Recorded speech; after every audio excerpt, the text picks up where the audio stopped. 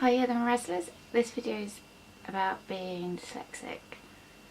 For starters, it makes me laugh because the whole word dyslexic, to spell it in itself is just, I don't understand why they didn't use such more of a simple word to describe, well not describe it, it's actually what it is, but yeah, anyway.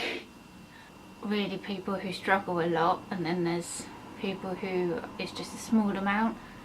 With me, I'd say it's quite a small amount because I'm quite a confident person.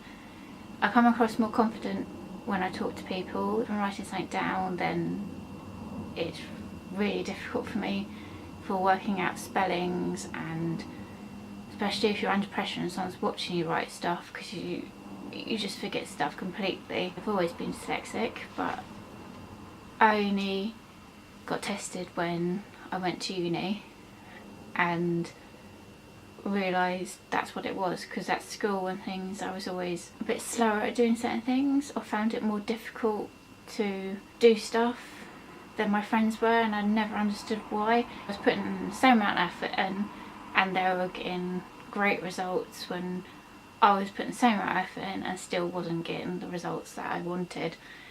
And that in itself is hard to take, but I'm quite probably hard on myself with certain things just due to the way I am, and that is probably why I went down the kind of road of being sporty and arty. Further down the line I would took the career as being arty more than sporty, but I still love sports and things, but that's because it's obviously a physical thing, and it's something that I am very passionate about, so you kind of let all the worries, forget about all the worries and stuff. And I found when I was doing my exams and my essays, especially my essays actually at uni, I made sure I always started it well in advance, because then I wouldn't have a panic on when I knew the deadline was coming up.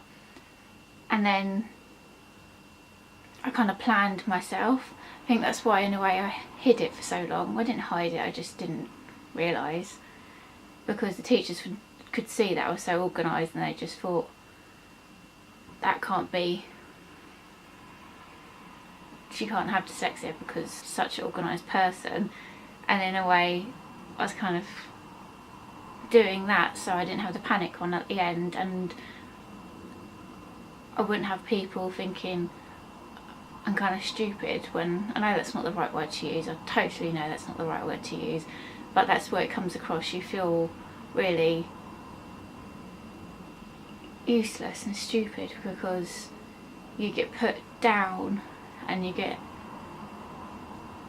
put into lower groups, when that's not really fair, because you're still giving as much effort as someone in a higher group. It's just because you learn differently.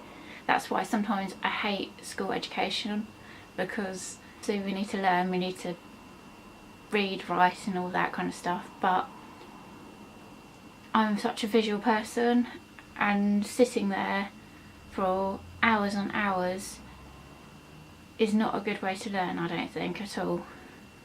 Looking back, no it's not, because you get distracted. You're gonna get distracted, aren't you?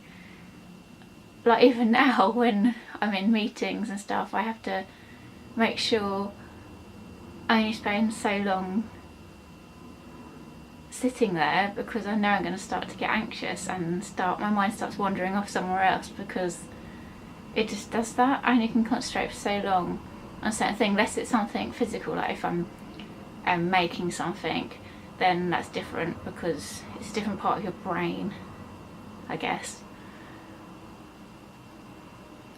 But as well, what I thought of being dyslexic, you have to see it as a positive. If I wasn't dyslexic, I wouldn't think a certain way, and I wouldn't think differently to someone else how they think, because you think of the solution completely different to someone who's not.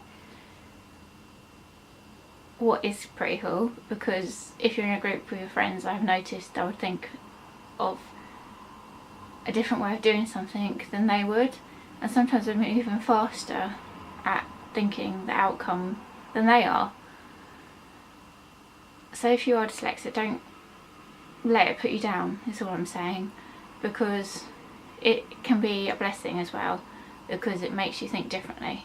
It makes you think of coming up with solutions and taking on challenges completely different. So yeah, don't let it put you down and don't make it worry you at all. And see it as, like, now I say to people I'm dyslexic straight away, because if they see me writing something, they're like, oh, why is she writing so slow? Or something like that. Then if you kind of say it straight away, then they're like, oh, I didn't realise. Why does it matter if you didn't realise? It's just you shouldn't be like that towards someone, because you don't know that person at all. I suppose this is quite a hard video for me to do, because obviously it kind of shows a weakness that I have. Obviously I don't see it as a weakness now, but it still is a weakness in a certain respect, because I know before I do certain things I have to prepare myself, because I don't want to be in a situation where I feel awkward and anxious due to, I just need to plan a bit more, and that's about it really. Anyway, I hope you enjoyed this video, and I hope it makes you feel a bit more confident, because there's so many people out there who have dyslexia. There's so many amazing people as well who are famous, and actually most of the people who have achieved the most amazing things in life are, or were, obviously some of them are dead now, are dyslexic, and because they thought differently they achieved certain things. So see you later.